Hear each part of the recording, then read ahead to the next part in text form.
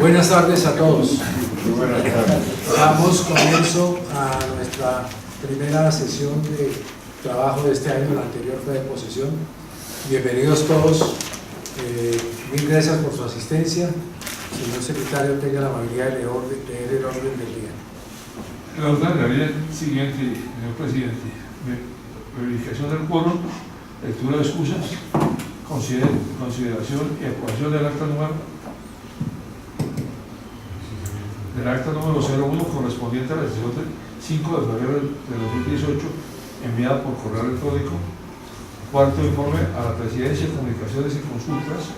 Quinto, ponencia a cargo del doctor Carlos Gabriel Sánchez Torres sobre retos electorales para el año 2018.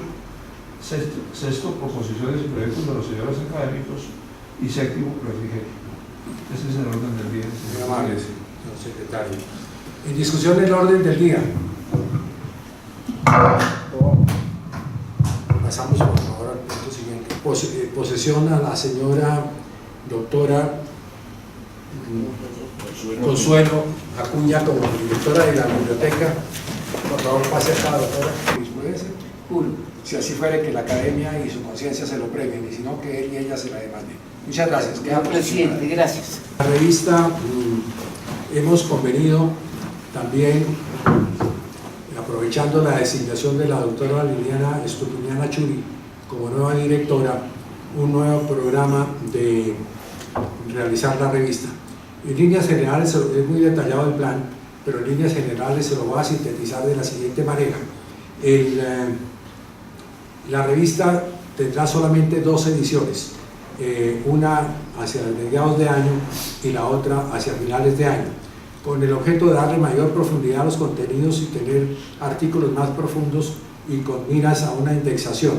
Entonces se es muy exigente en la presentación, el número de páginas, el resumen o abstract, el contenido, la bibliografía, etcétera, etcétera. Porque la revista se va a ocupar en un 80% de los temas de ética y de reforma a la justicia. El otro 20% para algunas publicaciones que quedaron pendientes de publicaciones anteriores y otras nuevas que escogeremos de acuerdo con los trabajos que presenten los académicos que ingresen. Conceden un registro y entonces me salto todo y digo simplemente que quedamos clasificados en la Internacional de Niza, edición número 11, titular Academia Colombiana de Jurisprudencia, la dirección nuestra, y 10 años contados a partir de la fecha en que quede en firme la presente resolución. De modo que, pues muchas gracias al doctor Rengifo por esta noticia magnífica que nos da justamente el día de hoy. Y dichas estas palabras, procedo, señor doctor, a procederle la palabra para... Buenas tardes, señor presidente y demás miembros de la mesa, señores académicos, querida esposa. En 2018, pues teniendo en cuenta como varios aspectos que son de relevancia. Lo primero es que pues debe considerarse que este año es un año, digamos, que por lo menos significa el cierre de dos ciclos en la vida política, en la vida nacional.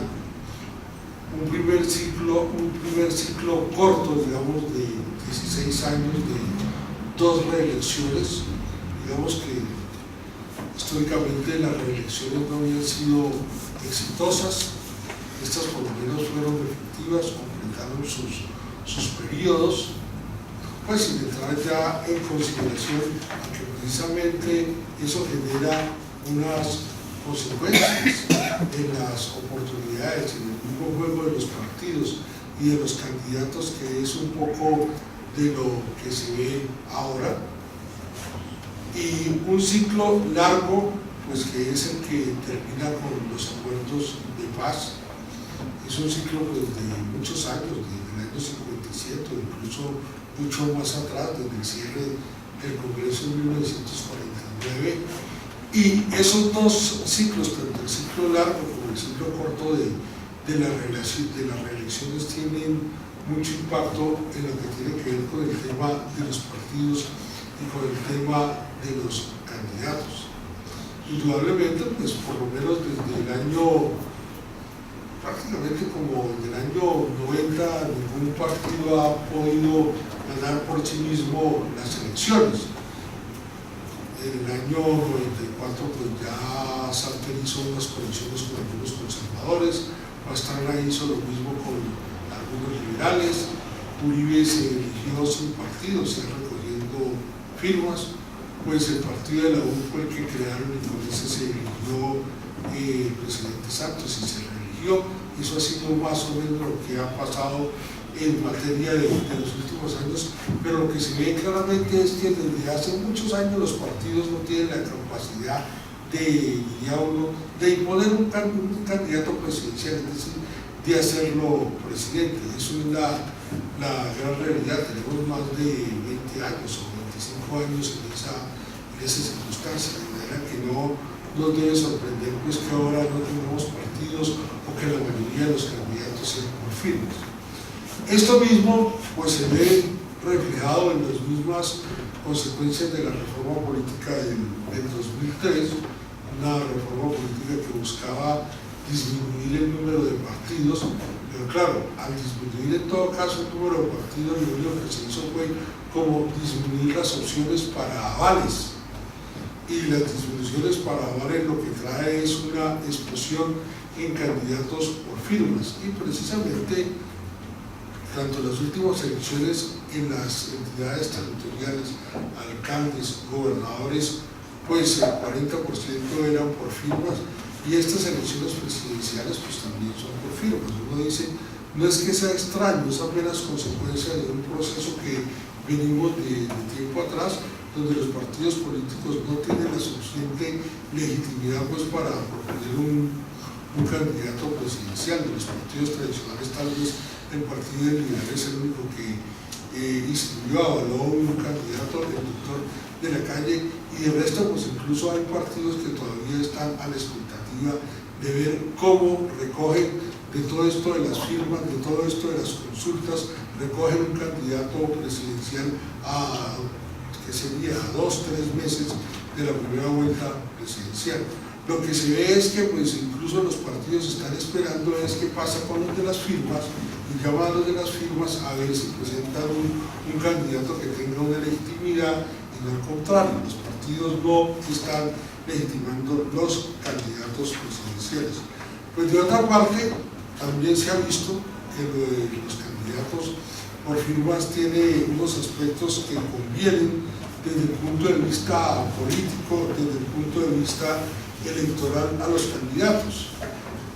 Digamos así como que no está en las mismas condiciones de igualdad frente a normas de duración de las campañas, frente a normas de financiación de las campañas, un candidato que se inscribe por un partido que desde antes de inscribirse tiene que precisamente registrar sus libros, inscribirse, rendir cuentas, estar en el programa que existe de rendición de cuentas electrónico del Consejo Nacional Electoral, de cuentas claras, mientras por firmas, pues tiene la campaña de recolección de firmas, puede iniciar la recolección de firmas incluso un año antes de empezar la candidatura. Lo único que tienen que hacer es inscribir ni siquiera un comité, porque ya para firmas no se requiere un comité, sino solo un promotor de recolección de firmas. No hay control de topes, no hay control de gastos. El Consejo Nacional Electoral expidió una resolución por si acaso voluntariamente algún candidato por firmas quiere rendir las cuentas, de manera pues que también lo que se ha ido estimulando es que los candidatos que quieren estar más cómodos, ¿no?, tener más confort tanto en el trabajo de las campañas electorales como en el tema de la rendición de cuentas, pues se presentan por firmas, y eso es lo que básicamente este año se ha visto con muchísima fuerza. Pero no se nos debe olvidar que pues ya hemos tenido presidentes por firmas, alcaldes por firmas, gobernadores por firmas, de manera que no es una novedad el tema de las firmas, pero lo que sí lleva es a una reflexión, que eso es lo que está reflejando ya es una crisis profunda de lo que alguien pensara que hay partidos políticos, un sistema de partidos, sino realmente la sociedad ha ido organizándose a través de distintas clases de movimientos movidos por distintos intereses que son los que van generando todo este tema de las firmas. De otra manera no se han logrado las coaliciones que hay actualmente o hacer unas propuestas colectivas de distintos grupos de derecha o de centro o de izquierda, donde realmente lo que se están es agrupando candidatos que han salido por firmas básicamente, más que han salido por partidos. Entonces, como se ve, es importante tener en cuenta todos los incentivos que tiene el tema de las firmas. Lo otro que se ve y que es una reflexión bien importante en el proceso electoral y en lo que son como lo que está dispuesto en la Constitución para la escogencia del presidente de la República, es que tenemos pues una elección a 2 vueltas porque se requiere que se obtenga la mayoría absoluta. Sin embargo, si ustedes miran lo que ha venido pasando con las consultas la gente prefiere que coincidan con las elecciones de marzo. El año 2018 es un año de elecciones y está previsto desde la misma ley 14 del 75, que las consultas ya tienen una fecha, si no quieren otra fecha, puede ser la fecha en que se deben hacer con las elecciones de marzo. Y entonces lo que pasa es que esto cambia totalmente lo que es la idea de las 2 vueltas, porque resulta que vienen unas elecciones parlamentarias. Las elecciones parlamentarias coinciden con las consultas internas de los partidos. En la práctica, ¿eso qué significa? Eso significa que, en primer lugar, las personas no entienden claramente que las consultas son internas, porque son las consultas internas, pero son abiertas. Entonces todo el mundo pues sabe que puede votar. Los jurados de votación pues teóricamente son advertidos de que deben entregarle la tarjeta solo al que pide la tarjeta, pero seguramente muchos jurados no se percatan y van entregando tarjetas de votación.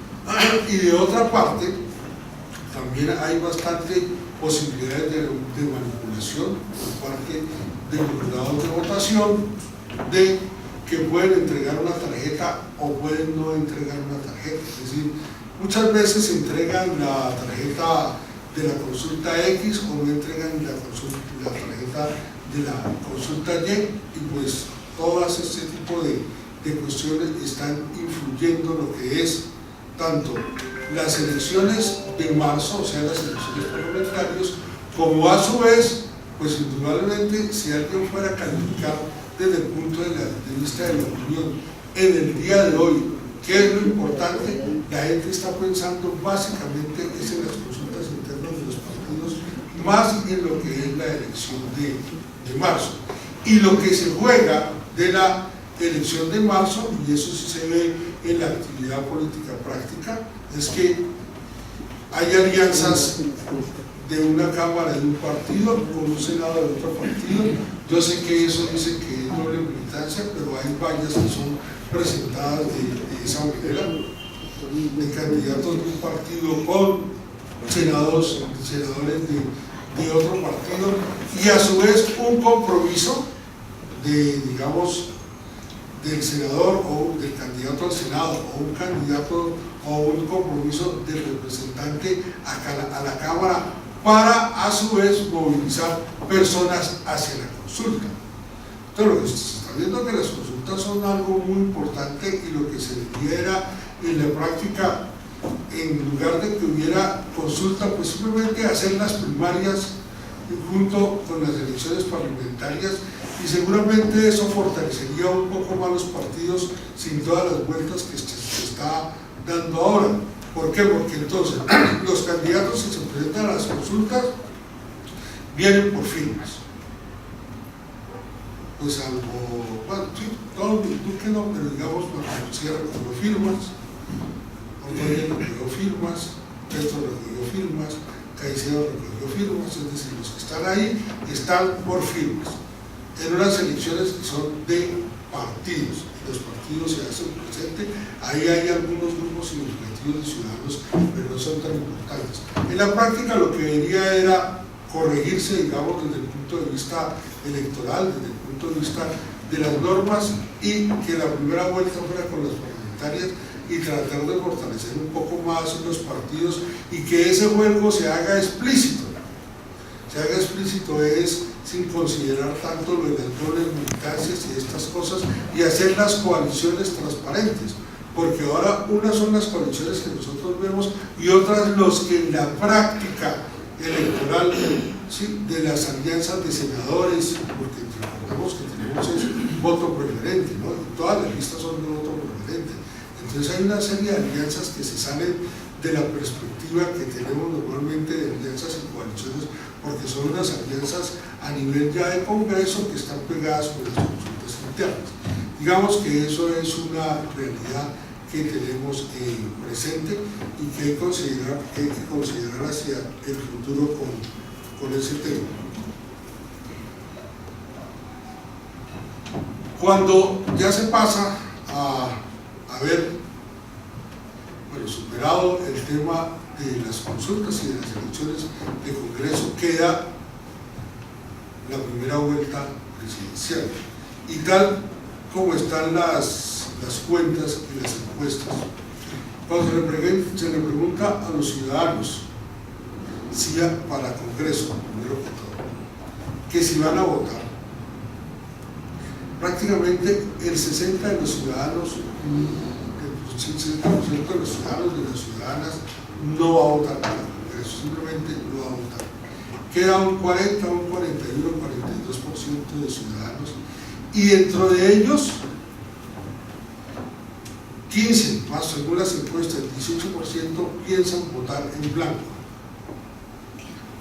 y un 20% todavía no saben por qué van a votar. Es decir, hay bastante, ¿qué se dirá?, apatía, desconocimiento del ciudadano en lo que tiene que ver con el Congreso.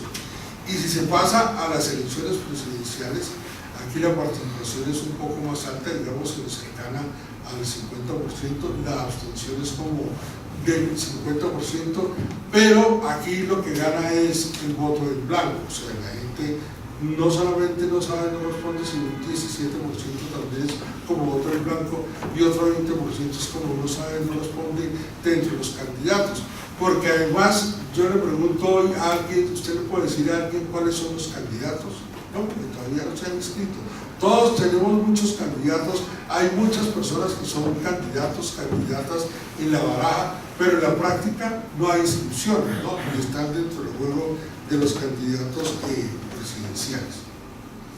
Está visto, y eso de tiempo atrás, estamos diciendo desde por lo menos desde 1994, que sin alianzas pues no hay presidente de la República, y digamos que lo que está en el juego pues son el juego de las alianzas. Aquí lo que se ve es que hay como 3 bloques, no 2 bloques, seguramente terminará en 2 por la polarización, pero hay un bloque de derecha, un bloque como de centro, donde están, bueno, el frente del bloque de derecha pues es el centro democrático, cambio radical, los conservadores, un bloque de centro donde están los verdes, donde están los liberales, y una franja más hacia la izquierda donde puede estar Petro, y donde puede estar un poco más allá pues Timochenko, Piedad Córdoba, en fin, son como 3 grandes bloques los que hay.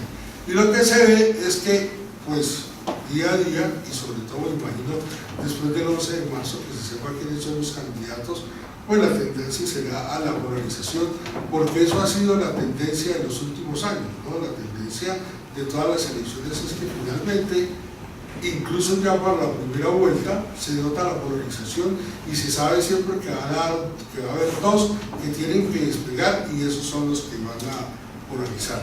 De manera que a estas alturas no se tiene claridad en lo que tiene que ver con los candidatos a la presidencia, mucha claridad.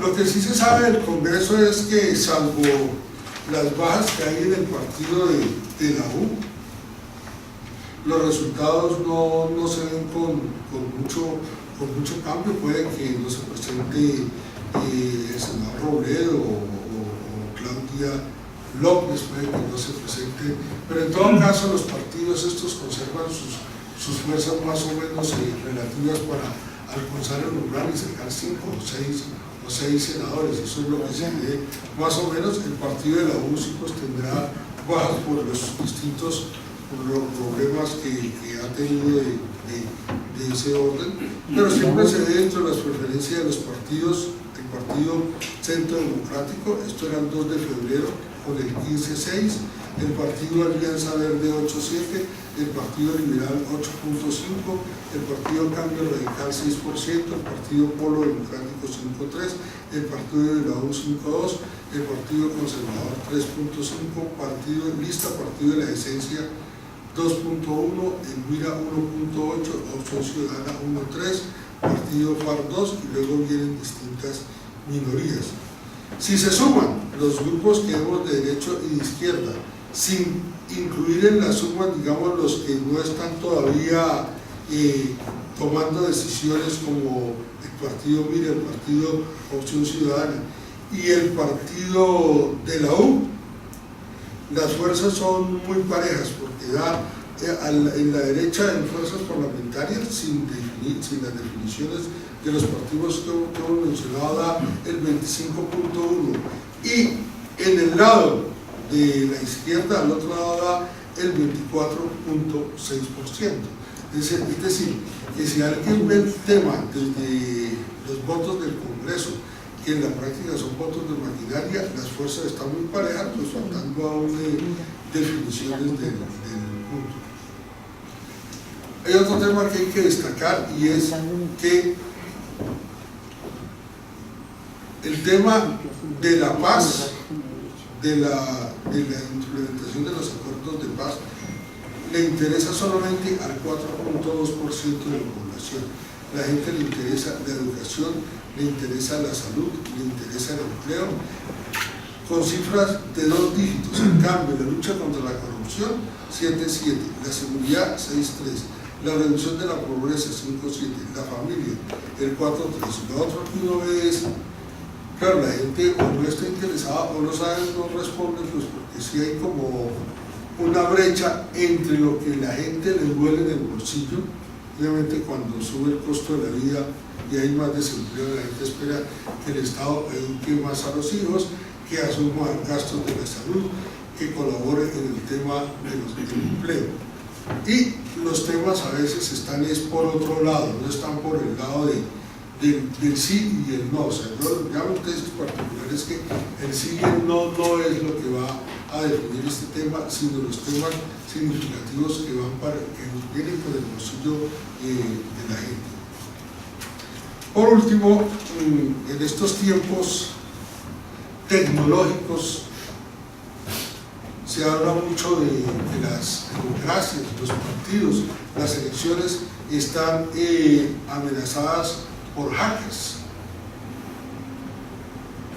Pero lo que se ha visto es que el tema pues es mucho más amplio, no se trata simplemente de la recolección de datos o de la transmisión de datos electorales los que están afectados por hackers, sino en general todo está permeado, en Twitter, Facebook, todo esto está permeado, digamos así, o por falsas cuentas de Facebook, falsas cuentas de Twitter, a unos niveles pues del 30, del 20%, y se sabe, así como los candidatos en buena parte presentaron la mitad de las firmas falsas, o sea que no correspondían con nada.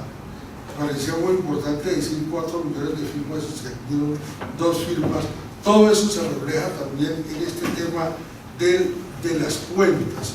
Entonces, cuando las personas, digamos, compran todas estas cuentas, están comprando cuentas falsas, o sea, con identidades falsas, Facebook, como fue, y si empiezan a entrar dentro del espacio, y el riesgo que es eso es el riesgo de lo que sucedió en la campaña de Hillary Clinton en los Estados Unidos, es que viene un virus donde dice, simplemente le piden a usted Con que le pidan un dato, con que le pidan su dirección electrónica y usted abra en ese momento, pues entra un virus, copia todo lo que tiene y lo empieza a enviar al servidor de donde viene precisamente ese correo o esa solicitud de información. Después de que tienen infiltrada toda una campaña, con eso se puede esperar cualquier cosa.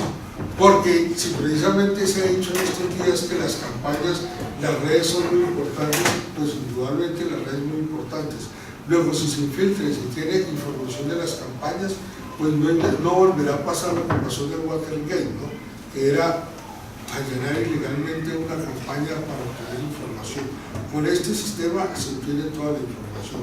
Y el otro tema, pues indudablemente, es la posibilidad de que pues, haya ataques desde afuera. Eso nunca falta, o sea, las elecciones o tumbar las elecciones o la página o lo que tenga que ver con las elecciones, como eso es de impacto, seguramente hace parte del interés de muchas personas para que eso suceda.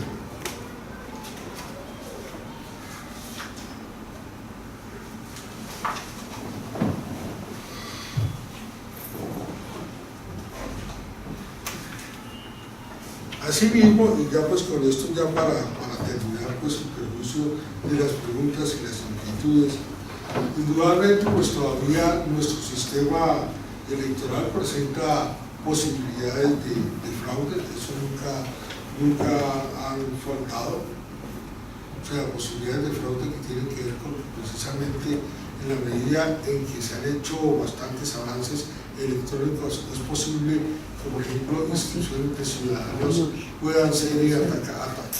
Si día a día la información que se tiene no se descarga, esa es una información que se va volviendo riesgoso en ese tema. De otra parte, pues siempre han existido fraudes un poco, pues bastante rudimentarios, pero bien importantes, como poner a votar cédulas de las personas que no han reclamado su cédula de ciudadanía. Se pueden manipular los jurados de votación para que no sean lo suficientemente transparentes, o no se informa quiénes son jurados para que puedan ser llenados ese día por los interesados por algún partido o movimiento en ser jurados de votación.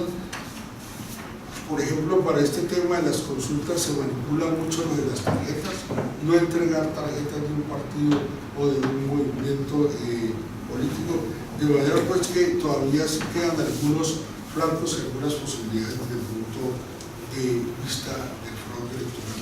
Bueno, simplemente quería destacar eso, observar las cuestiones como significativas y que me llaman la atención de lo que se ha visto en estas elecciones. Agradezco la invitación del señor presidente y a todos ustedes su generoso tiempo escuchándolo. Muchas gracias.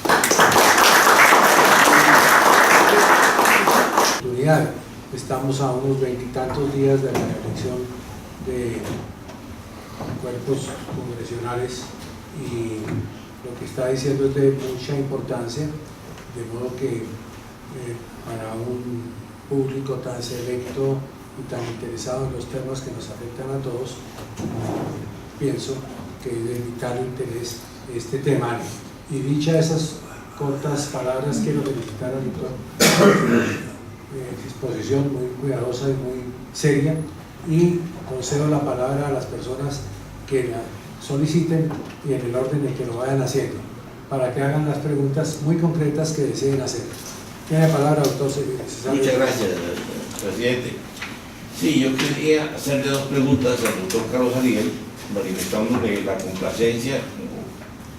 Reitero las palabras del presidente en el sentido de que nos parece muy ilustrativa su intervención de esta tarde y mucho más en el momento en que está viviendo el país. Yo quería hacerle dos interrogantes. Uno, el tema de las consultas. Mucho se ha hablado y mucho se ha especulado sobre la importancia y los efectos jurídicos de esas consultas. Me acuerdo de las críticas que sobrevinieron cuando se hizo la consulta liberal entre el doctor Cristo y el doctor Humberto de la Calle. El resultado fue mayoritario para el doctor de la Calle y desde luego entonces el doctor Cristo se retiró y él entendió que el candidato del Partido Liberal sería el doctor Humberto de la Calle, y así ha venido actuando él desde entonces para acá.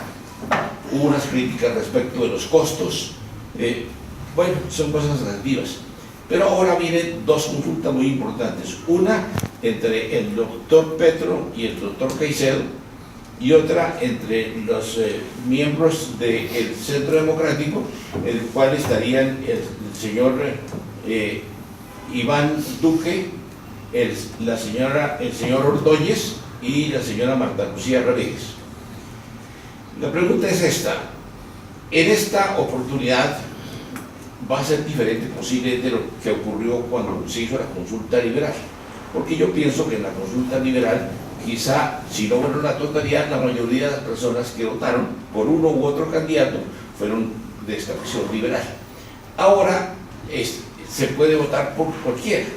Entonces la pregunta mía es esta: ¿qué ocurriría con el candidato del Centro Democrático si, a sabiendas de que se supone que el candidato del Centro Democrático es el doctor Iván Duque, gana la encuesta, para decir algo, la señora Marta Lucía Ramírez, que se sabe que es de extracción conservadora?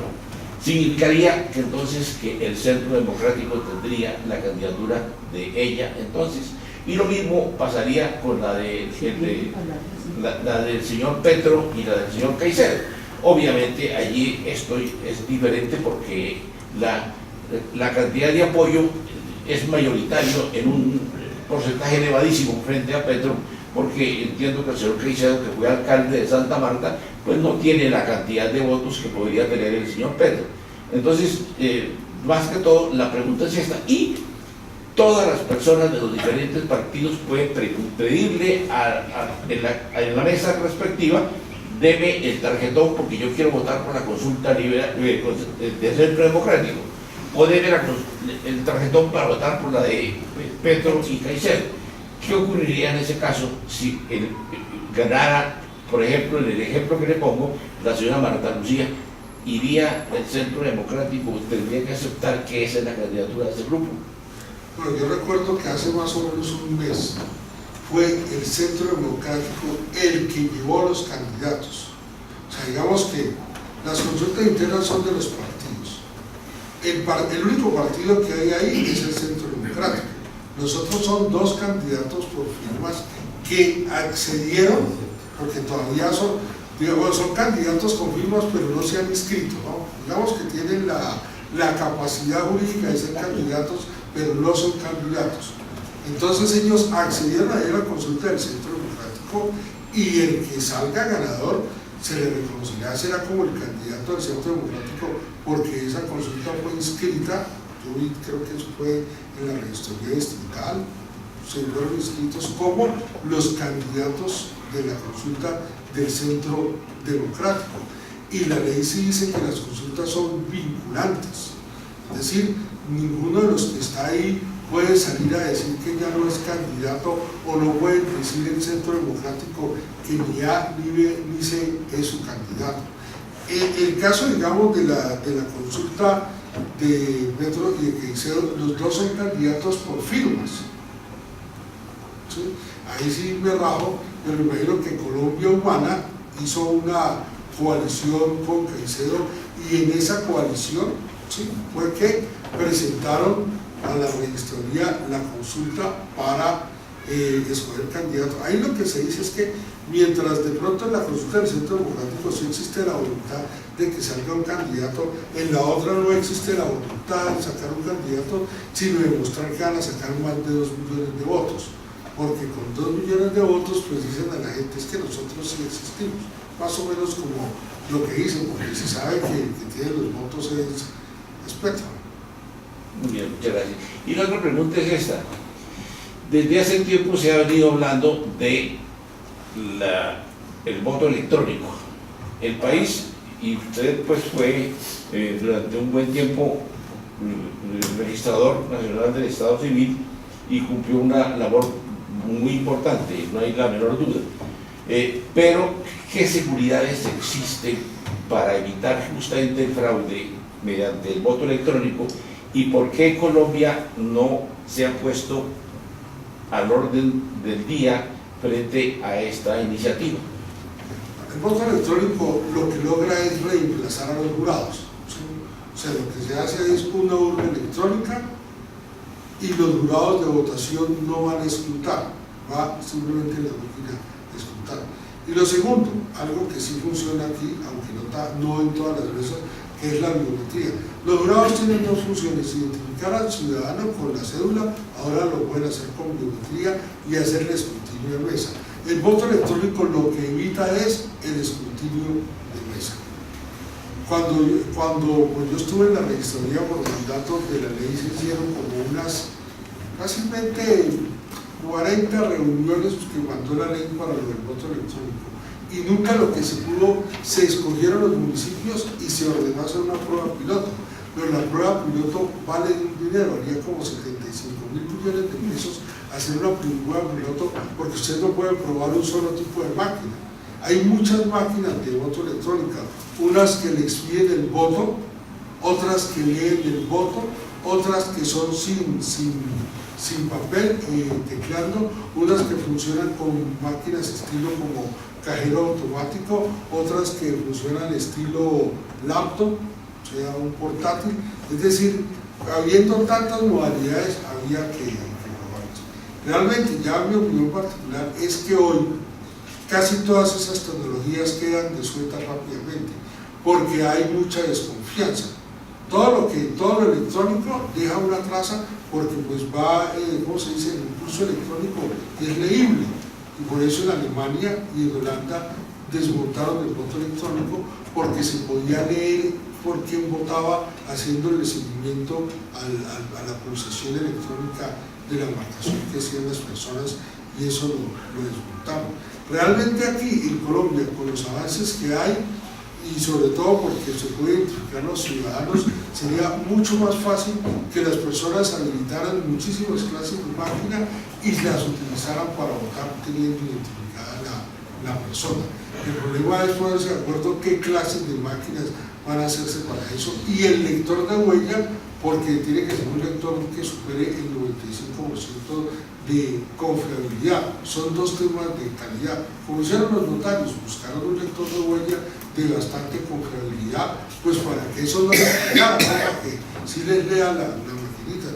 Y es más o menos lo que hacen los notarios cuando autentican un registro, ¿ve? Que no tienen que tener X o XY. Lo más importante es que lo que debe ser es buen lector de huella, con eso ya autentica todo. Eso no es tan lejano, es decir, eso es mucho más fácil montar un sistema así que con toda la tecnología, porque eso no sirve para nada. Pero eso es muy importante, porque aquí el problema del jurado de votación es grave. O sea, hay gente que renuncia, no sé cuánto, pero en esta época renuncia el 15, el 20% de jurados. En Bogotá es fácil reemplazar, pero el municipio, el problema de los municipios cercanos a las capitales de los departamentos es que los que son de las nóminas oficiales, todos viven en la capital, y cuando los nombran jurados tratan de ausentarse de todas las veras. Nunca hay suficiente número de jurados, pero es bien importante sí avanzar, pero avanzar de una manera un poco más flexible, ¿no? O sea, no pensar ni en el modelo venezolano ni en el modelo no, sino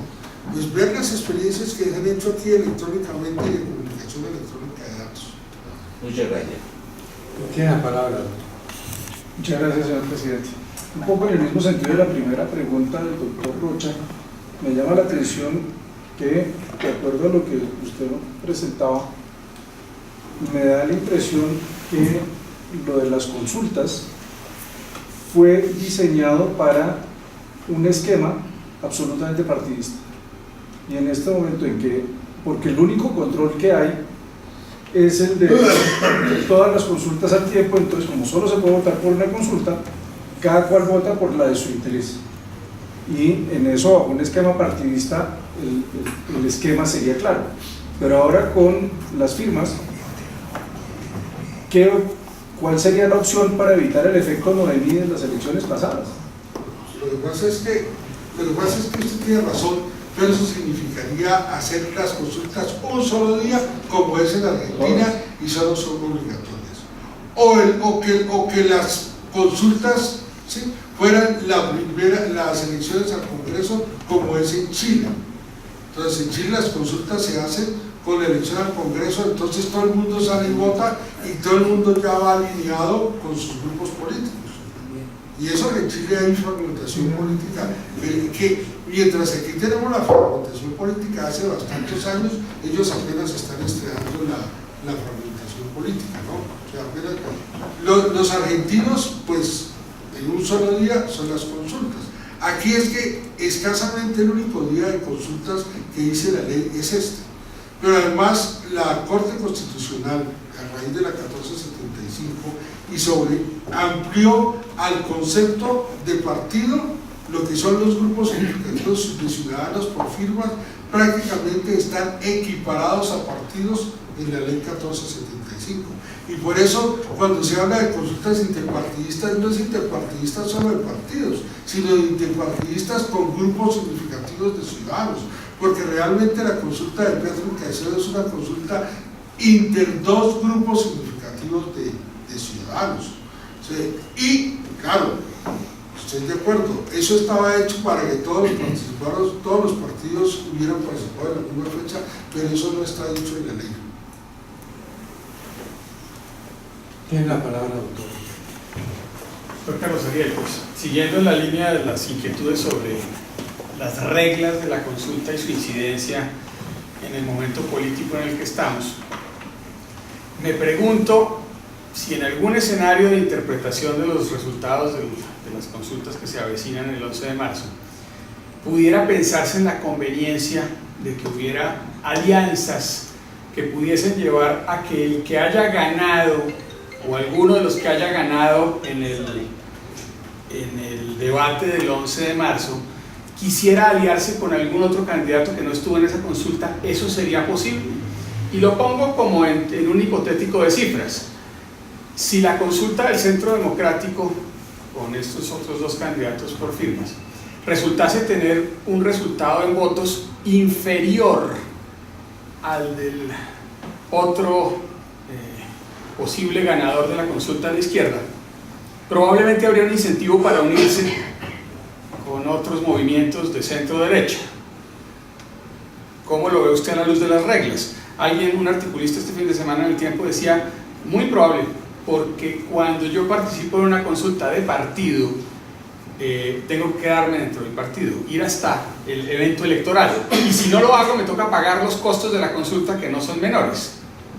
Entonces digamos que si en la consulta del Centro Democrático gana una determinada persona, pero gana con menos votos que los que haya sacado el señor de la izquierda, habría un incentivo para unirse con el otro movimiento de derecha, el doctor Vargas Lleras. ¿Sería posible eso? Yo no estoy seguro que las reglas de la consulta, que es que el que gana la consulta es el candidato. Lo que no estoy seguro es que forzosamente, porque es el candidato, se tenga que inscribir como candidato. El partido puede decidir no participar en las elecciones presidenciales por X, Y o Z motivo, o porque sacó muchos votos o porque sacó muy poquitos. Finalmente cumplió el propósito y la decisión puede ser que no voy a las elecciones y no tendría que volver. Lo más sencillo, yo veo que como van las cosas, todo el mundo se va a la primera vuelta. Lo que pasa es que aquí hay como dos puntos. Porque aquí lo que se hizo fue, digamos, la derecha son dos grupos básicos, entonces más o menos están organizados y uno de esos grupos dijo, pues vamos a organizarnos y a cerrar más la cosa con un pacto de que eso sí ya se sabe que de los tres, los dos que no ganan, sí no pueden irse para ninguna otra parte, ¿no? O sea, eso sí quedan ahí amarrados, eso es como la única regla clara. Doctor Carlos Ariel, con la venia de la presidencia, la actitud mía es un poco teórica. La explicación suya, que me parece muy ilustrativa, lo felicito, porque es una explicación que aclara muchas dudas y, como dice el presidente, muy oportuna.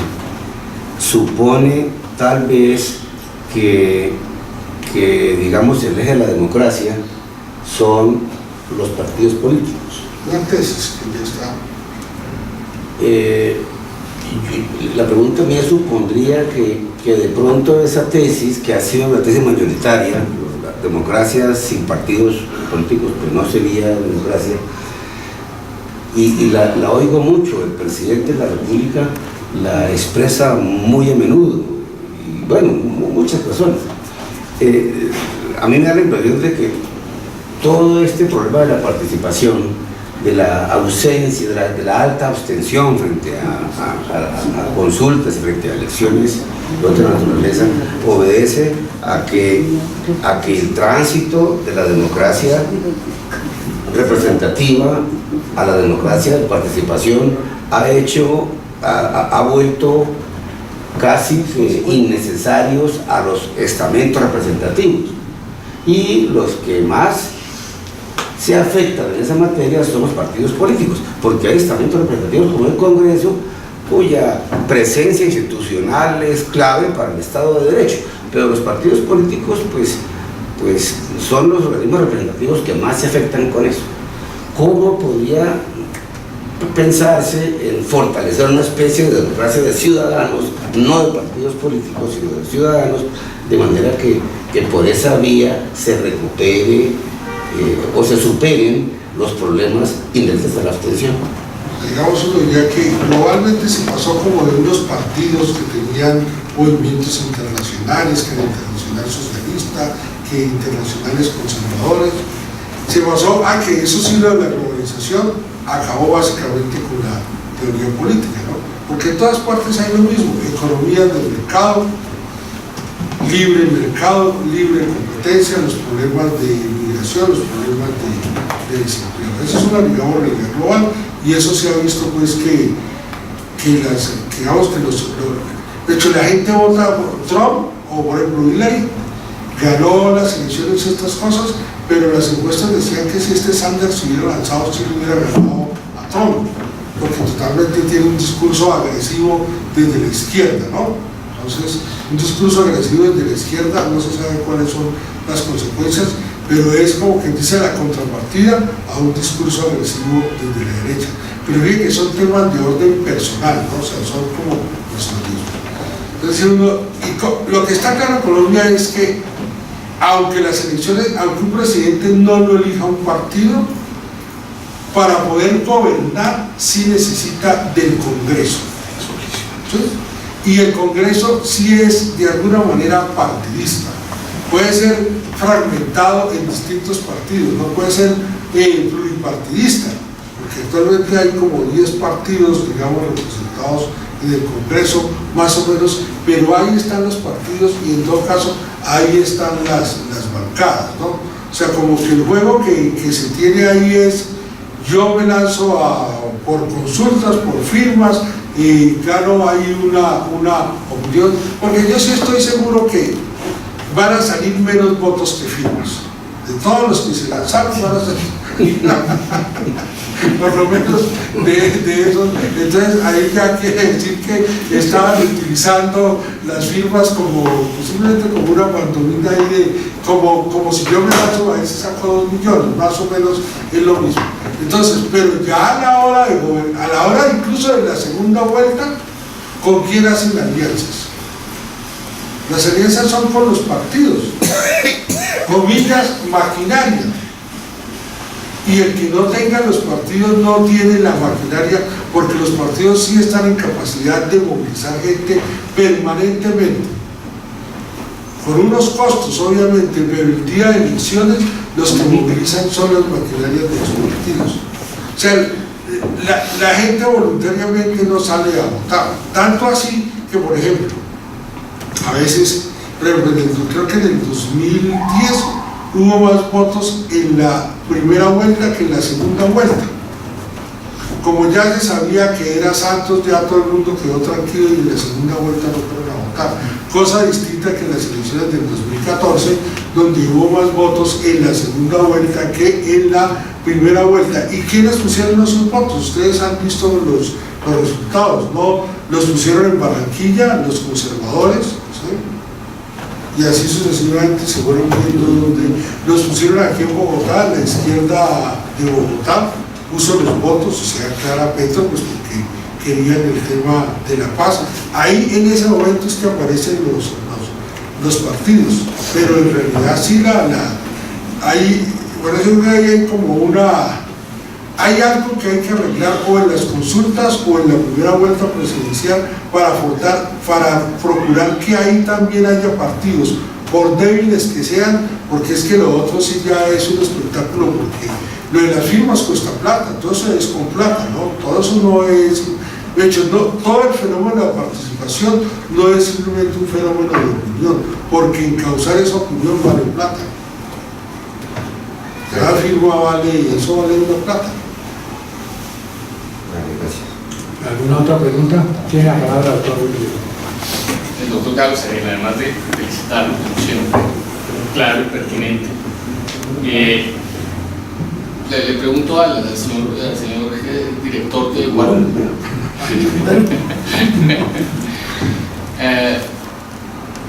En la secuencia de encuestas que, digamos, los diferentes órganos de encuestas tienen periodistas, ¿habrá algún escenario de una nueva encuesta para candidatos a presidente justo antes de la elección parlamentaria o la lógica es que esperan a después de ese momento? Ahora realmente lo que discutíamos es que, bueno, todo el mundo quiere saber es cómo termina la consulta, porque es que si de los resultados de esta consulta es que depende la elección del presidente. O sea, cuando se sepa quién gana, sobre todo en la consulta del Centro Democrático, es que hay un candidato a presidente para poder hacer una encuesta, porque el resto, la vez pasada se hizo una ensayo distorsionada. O sea, porque cuando usted le preguntaba individualmente daba un resultado, pero cuando usted le preguntaba en la consulta del Centro Democrático cómo va a votar, inmediatamente se bajaba la votación. Es decir, la gente puede identificar a Duque o a Berta Lucía o a Ordóñez solos y les da más votos que cuando usted pregunta dentro de la consulta, porque ya está más limitado, porque la gente dice, no, aquí yo no soy de eso, entonces no tengo nada que decir, ¿no? Entonces esa es como la cuestión práctica. Seguramente será algo de eso, pero yo pienso que lo más importante ahora, y ojalá logremos aceptar, es sacar un buen resultado para ver quién es el que gana la consulta del Centro Democrático. Tiene la palabra el doctor Germán Valdés. Gracias, señor presidente. Doctor Carlos Ariel,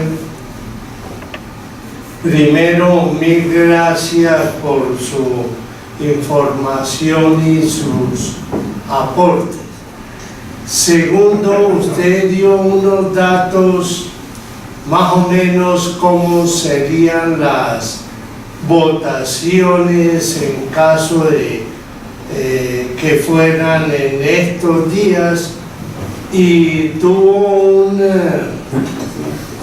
un número importante de personas que no van a votar y otras que lo harían en blanco y otros que aún no saben, y sumándolos pueden ser, si no mayoría, una masa bien significativa.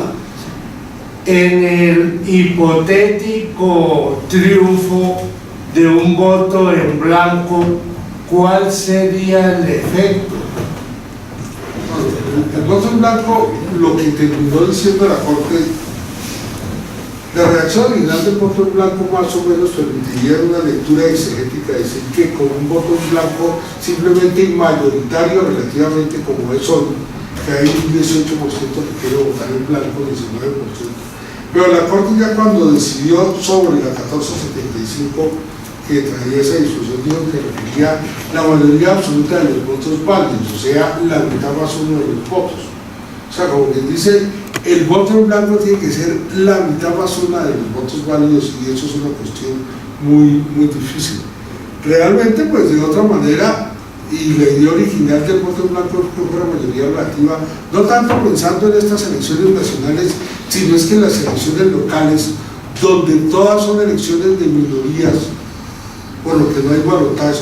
O sea, en Bogotá un alcalde lo eligen con ¿cuánto? Con un 15% de los 20% de los votos, no más. O sea, votan 3 millones de personas, sacan 900.000 votos, 1.200.000 votos, son cifras muy bajitas, el 30 y algo por ciento. Aquí sí debería ser una mayoría obligar a que se repita la elección.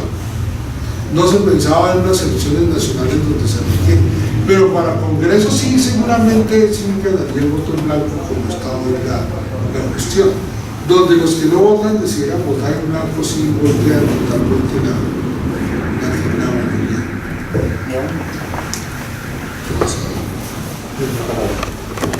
Doctor Carlos, ¿qué opina usted de la intervención política de la FARC?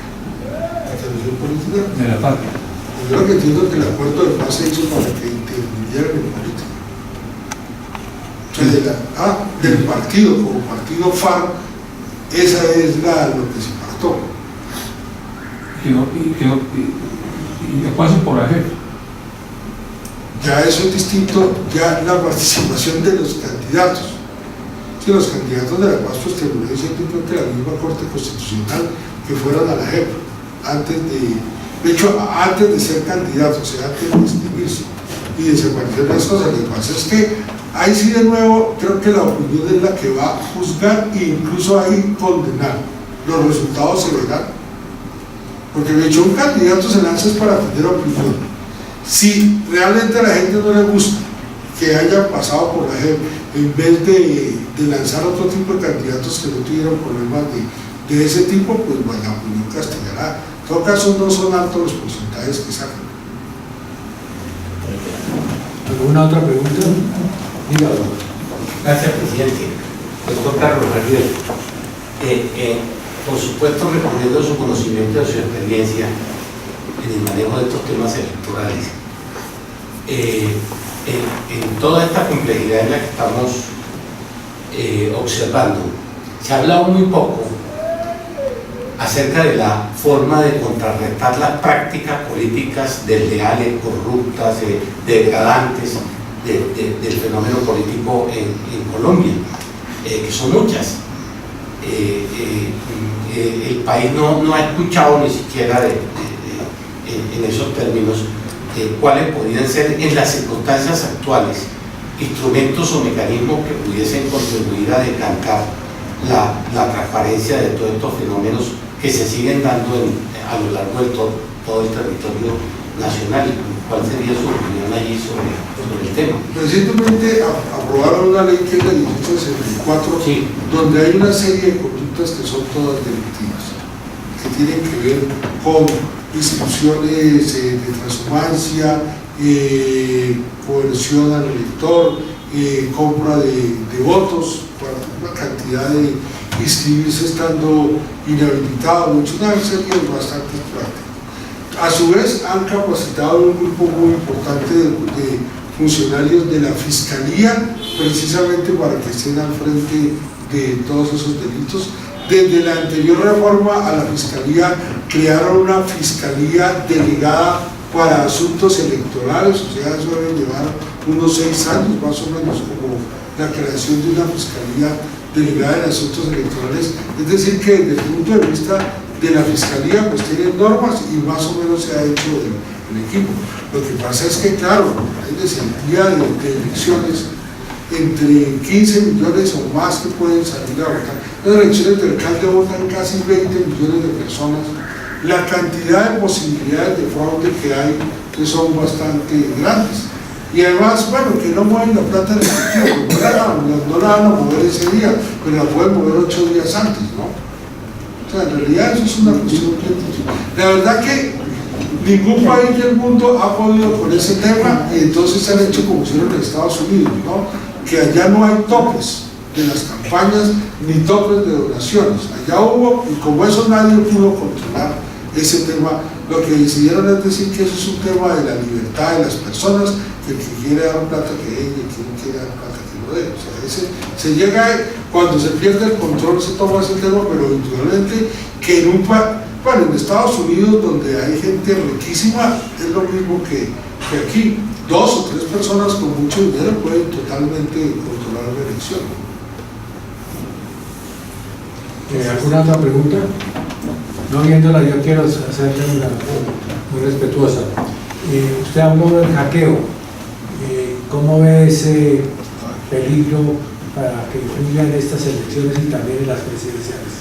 Yo veo lo que es en las, lo que llaman en las redes sociales, eso se debe estar dando permanentemente, o sea, porque en la red social pueden infiltrar noticias y pueden infiltrar maneras de obtener información. Eso es, ya frente a la solución de la organización de ámbitos, porque ese hecho excluido alguna, y pues eso sí hay muchísimas medidas frente a ese tema, porque la sola demora en la información ya es un problema aquí en Colombia, de manera que se usa que fluya muy rápidamente y salvaguardar permanentemente 3 o 4 copias en cualquier parte. ¿De modo que se podría controlar? Sí, yo creo que eso está controlado porque siempre hay muchos ataques, pero más o menos se sobrelleva. Pues le agradezco muchísimo en nombre de la Academia su gentileza, doctor, y les pido a todos un aplauso muy grande.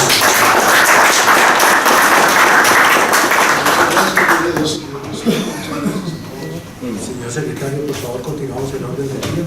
Promociones y proyectos de los señores académicos. Se levanta la sesión.